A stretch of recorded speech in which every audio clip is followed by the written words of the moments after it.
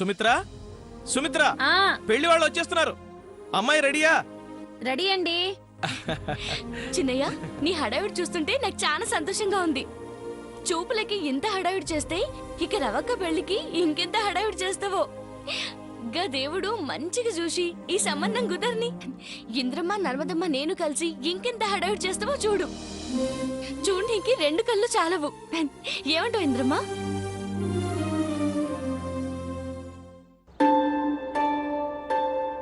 మనింటి ఆడబిడ్డ పెళ్ళంటే ఘనంగానే జరిపిస్తావమ్మా.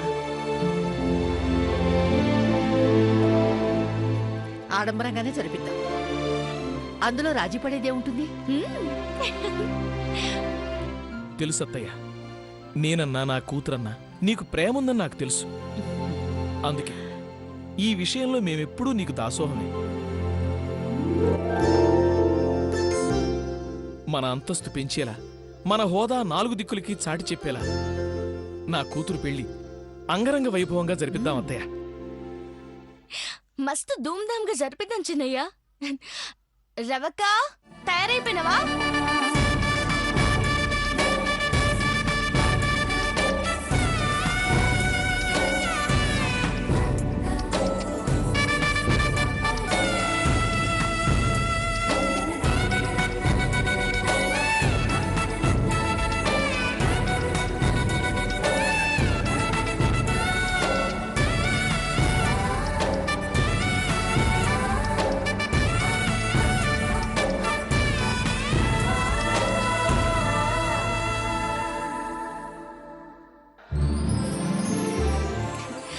అక్క, అక్క, బంగారు బొమ్మలా ఉన్నావు.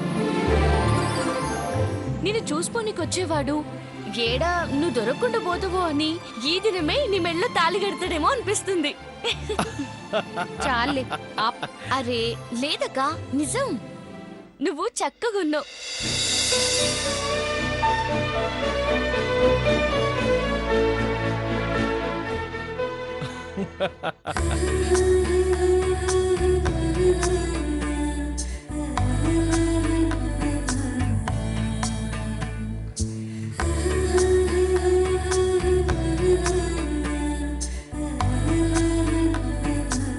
తమరు నా బిడ్డని పొగిడినా విమర్శించినా నా బిడ్డెప్పుడూ మేలిం బంగారమే.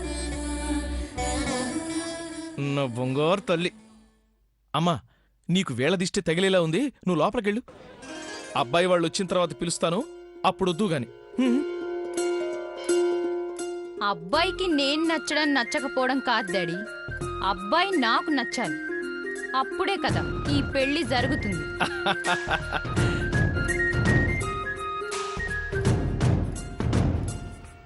రవక మజాక, ఇవి అమ్మాయి పెళ్లి చూపులు కాదు, అబ్బాయి పెళ్లి చూపులు. అబ్బాయి నీకు తప్పకుండా నచ్చుతాడమ్మా. అబ్బాయి చాలా అందంగా ఉంటాడు. ఈడు చూడు కుదిరితే షాదీ కానిచేద్దాం. సుమిత్రమ్మా, వచ్చే వాళ్ళ కోసం అన్ని రెడీ చేసి పెట్టినాం. వీళ్ళు ఇంకా రాలేదేంది?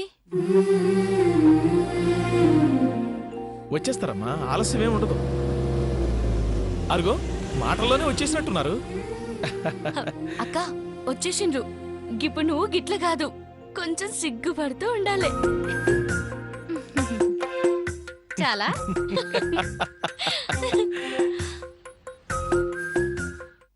కృష్ణప్రసాద్ గారు ఒక్కరే వచ్చారేంటి? పెళ్లివారేరి?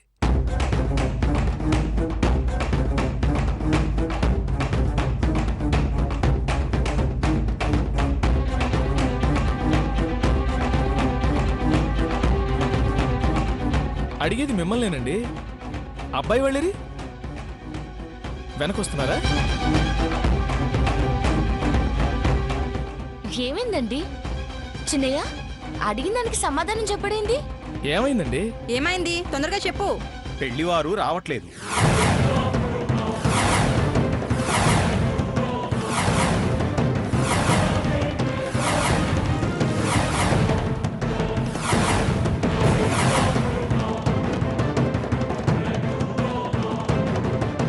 ఎందుకు రావట్లేదు?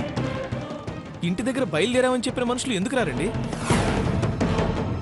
ఓ, పోస్ట్ పోన్ చేయమని కానీ ఏమని చెప్పారా? అలాంటిదేమన్నా ఉంటే చెప్పండి, పర్వాలేదు.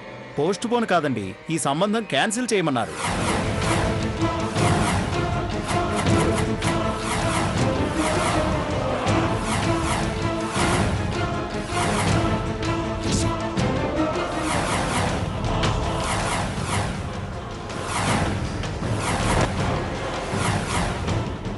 ఎందుకు క్యాన్సిల్ చేయమన్నారు?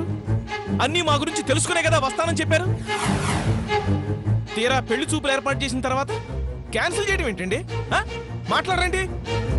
అసలు ఏం జరిగింది, కారణం ఏంటి? అడిగేది మిమ్మల్నే కదా, సమాధానం చెప్పండి. ఏం చెప్పమంటావమ్మా, వాళ్ళకి అన్నీ నచ్చాయమ్మా.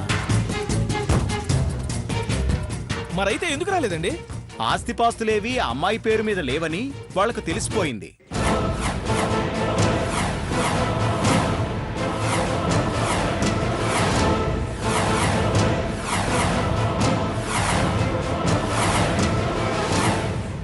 సారీ సార్, నేను వెళ్ళొస్తాను.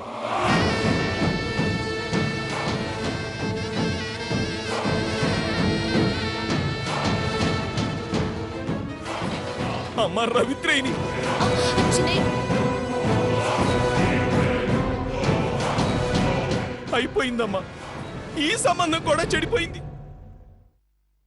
చేతగాని తండ్రిగా, ఒక అసమర్థుడిగా నీ ముందు నిలబడటానికి కూడా అర్హత లేదమ్మా.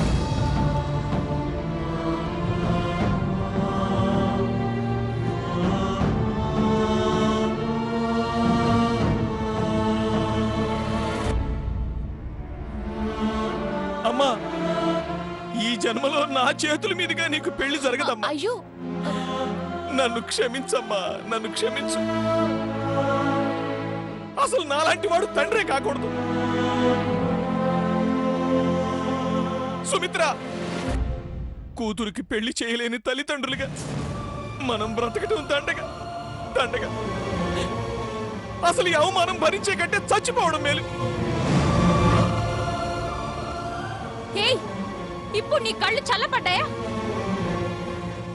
ఈ శుభవార్త నీ చెవులకు ఇంపుగా ఉందా? ఇదేగా నా బతుకిలా సర్వనాశనం అయిపోవడమేగా నీకు కావాలి? రవక్క, ఏందా మాటలు? ఇంద్రం ఏం చేసిందక్క? అంతా ఈ మనిషి చేసిందే. ఈ మనిషి నిన్ను సొంత బిడ్డలా, నన్ను పరాయి బిడ్డలా మార్చేసింది కాబట్టి ఈ రోజు ఈ సంబంధం తెగిపోయింది.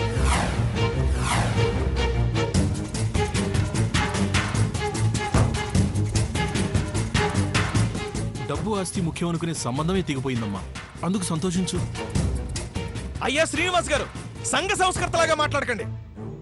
పుస్తకాల్లో రాసుకోవడానికి, నీతి వాక్యాలుగా చెప్పుకోవడానికి చాలా బ్రహ్మాండంగా ఉంటాయి. డబ్బు మీదే కాలం నడుస్తోందండి. అసలు ఆ మాటకొస్తే డబ్బే కాలాన్ని శాసిస్తోంది. ఆస్తి డబ్బే లేకపోతే ఇలాంటి సంబంధాలు ఎలా వస్తాయి? బికారు దాన్ని తీసుకొచ్చి నీ కొడుకు చేసుకోమని చేసుకుంటావా? అంతస్తులు చూడరా? డబ్బు అనేది అహంకారం కాదండి, అవసరం. ఆ మాటకొస్తే అత్యవసరం. ఈ రోజున నా కూతురి పేరు మీద ఆస్తి లేదని ఎవరికి తెలిసినా ఈ సంబంధం చేసుకోవడానికి ఎవరూ ముందుకు రారు.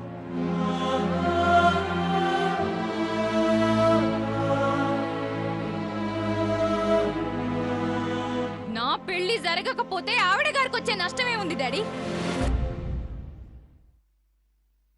ఆవిడ గారికి ఈ శివంగి మంచిగా ఉంటే చాలు. దానికైతే దేశాలు గాలించి సంబంధాలు చూస్తుంది, స్వయంవరాలు చేస్తుంది. దాని జీవితం బాగుండాలని కోరుకుంటుంది. నా జీవితం ఏమైపోయినా పర్వాలేదు. ఈవిడ గారు అంతే, పెద్దనాన్న కూడా అంతే. అందుకే కదా కూడ పలుక్కొని ఇద్దరు ఆస్తి దీని పేరు మీద రాశారు.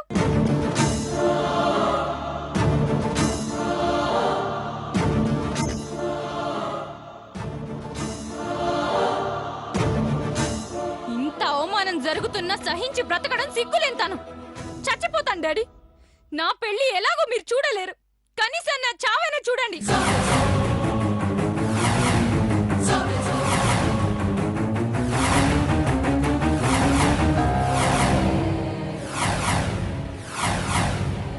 అమ్మా రవిత్రేని, ఏంటమ్మా మాటలు?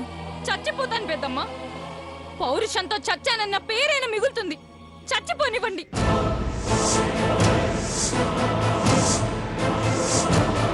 అక్క, నువ్వేం మాట్లాడుతున్నావు నీకు అర్థం అవుతుందా? నీ పెళ్ళి ఎందుకు జరగదక్క? జరుగుతుంది. నేను ఇంద్రమ్మ జరిపిస్తామక్క. ఎలా జరిపిస్తావే? పని పాట లేకుండా తిరిగే ఓ బేవస్ గాడిని తీసుకొచ్చి నా పెళ్లి జరిపిస్తావా? అలాంటి పెళ్లి నాకెందుకే? ఆస్తంతా నీ అరచేతిలో పెట్టుకున్నావు కదా, నువ్వెన్నైనా మాట్లాడతావు.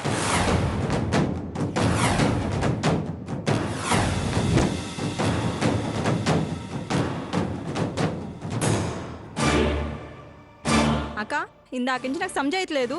గీ బస్తీ దానికి ఆస్తి రాయడమేంది? హే వనజ, మధ్యలో తల దూర్చి బస్తీ గిస్తీ అని నోటికొచ్చినట్టు కూస్తే చంపేస్తా.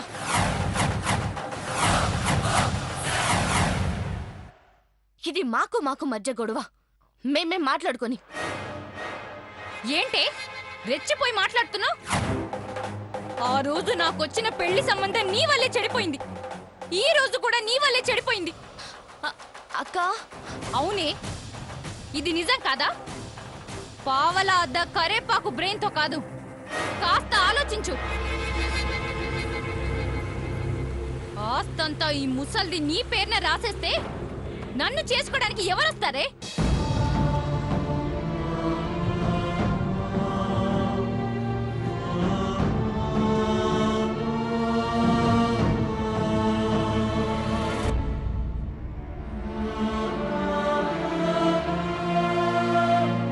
పిన్ని, నా బిడ్డ సంగతి ఇంతేనా?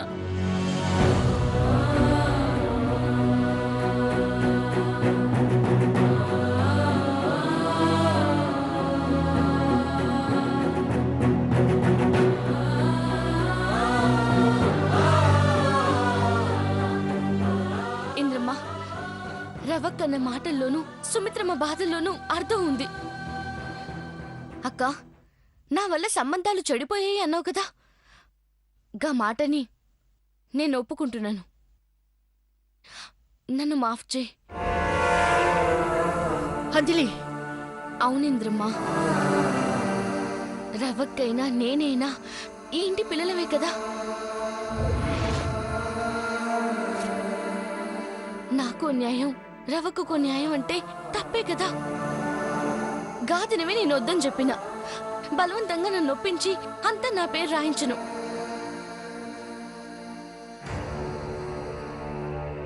గాదిన నీ మాట నేను విన్నా, ఈ దినం నా మాట నువ్వు వినాల. చంద్రంబాబుని పిలిపించు. ఈ ఆస్తిపాస్తులేవీ నాకు అక్కర్లేదు. 2 భాగాలు చేసి నర్మదమ్మకు రవక్కకు రాయించి 7 సంతకాలు పెట్టమంటే 6 సంతకాలు పెట్టేస్తా. అక్కకు మంచి పెళ్లి సంబంధం కుదరాలి.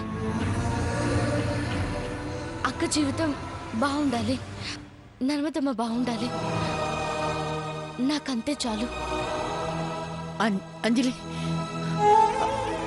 ఆ యావదాస్తి యావదాస్తి ఆగిపోయావే? నీ బుర్రలో ఇంకా ఎన్ని కుట్రలు కుతంత్రాలు ఉన్నాయో అన్ని బయటపెట్టు.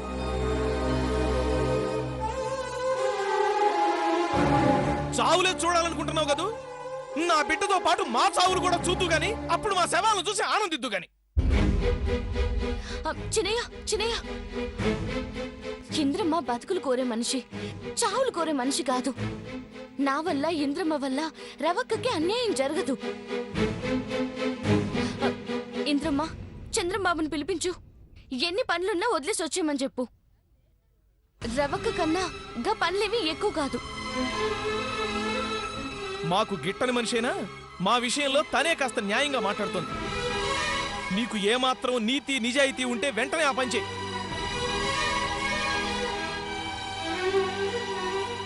ఇంద్రమ్మ చేస్తుంది, నా మాట కాదందు. అక్క, నువ్వు బేఫికర్గా ఉండు. నీ మాట గౌరవిస్తున్నాను. నువ్వన్నట్టు జరక్కపోయిందో మా అందరి చావులకి కారణం మీరే అవుతారు. గుర్తుంచుకోండి. పదమ్మా.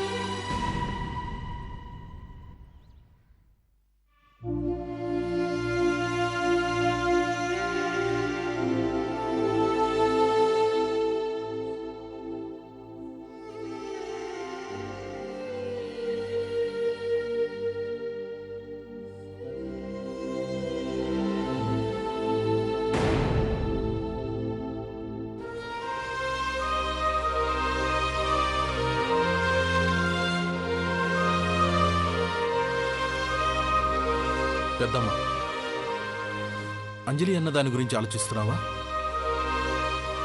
అంజలి నిన్ను తీసుకోమని చెప్పిన నిర్ణయంలో అర్థం ఉంది. మంచి మనసుతో రవిత్రేణి పెళ్లి జరగాలని అంజలి కోరుకుంటుంది. అది నాకు న్యాయమైన కోరికే అనిపిస్తుంది అత్తయ్య. ఒప్పుకుంటాను. అంజలి అన్న మాటలో న్యాయం ఉంది.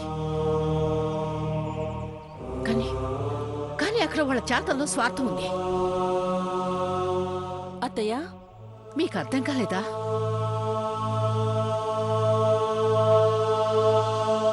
ఆ పెళ్లి చూపులు, ఆ హడావుడి, సంబంధం తెగిపోయిందని వాళ్ళంతలా విలవిల్లాడిపోవడం అంత నిజమనుకుంటున్నారా? ఒట్టి నాటకం, ఒట్టి నాటకం. పిచ్చి పిల్ల. అంజలి అంత లోతు ఆలోచించలేదు. వాళ్ళు ఆడుతున్నది నాటకం అని తెలియక వాళ్ళ వైపు మాట్లాడింది.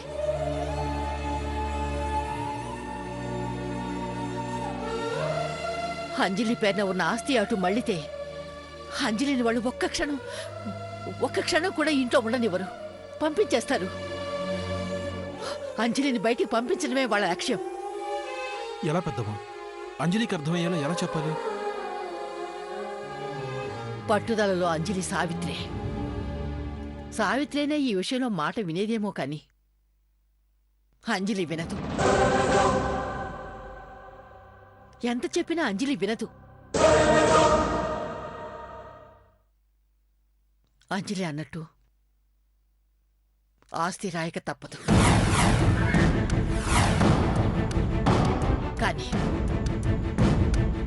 కానీ దీని వెనక వాళ్ళు చేసే కుట్రలు మాత్రం సాగనివ్వకూడదు.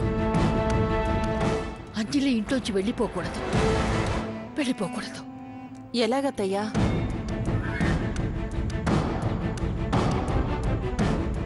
ఒకటే మార్గం.